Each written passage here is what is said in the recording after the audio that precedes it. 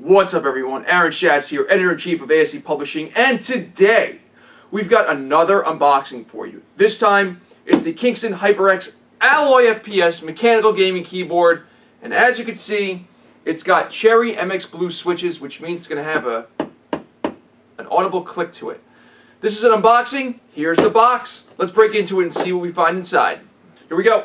Let's do this. Put this thing up right here. Whoop. Okay, get it out of there. Slides right out.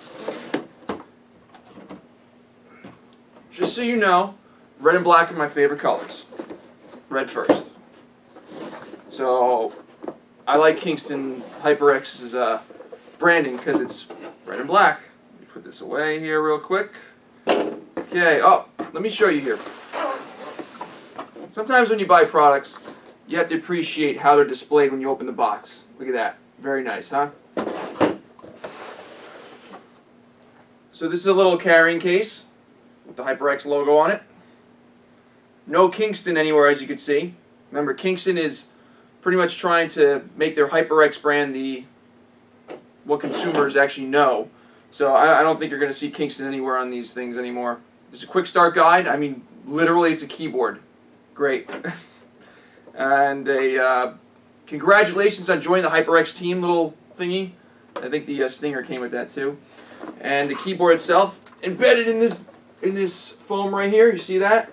So we'll take that out. See what we got inside here.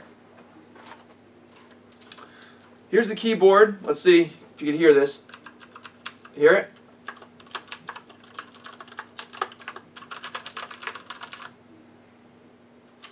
Not as bad as I remember, because I remember using an original IBM Model M keyboard, and they had a weird spring to it. This one doesn't. This is not that bad.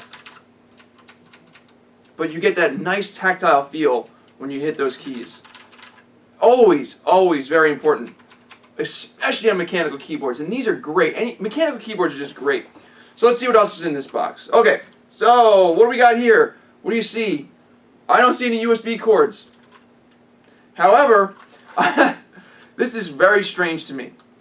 So right here it looks like the keyboard connection to the computer, and it looks like it's mini USB. I don't understand why it's mini USB. It's not micro, it's not USB Type-C. It's USB, it's mini USB. That's very strange. Granted, once you plug this cable in, you're probably not going to unplug it, but I just find it strange that they used mini USB instead of micro or USB Type-C. But you've got another USB port right here, so you can plug in peripherals, mouse, whatever, and this basically just, let me see here.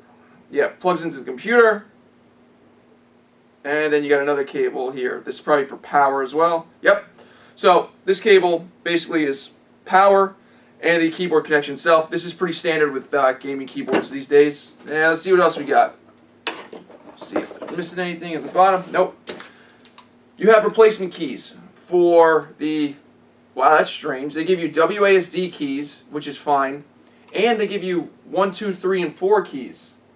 That's interesting. I don't understand that at all, but I could see why, but whatever. So it looks like the WASD keys are textured in here. So that's pretty nice, and WASD is obviously how you do FPS controls.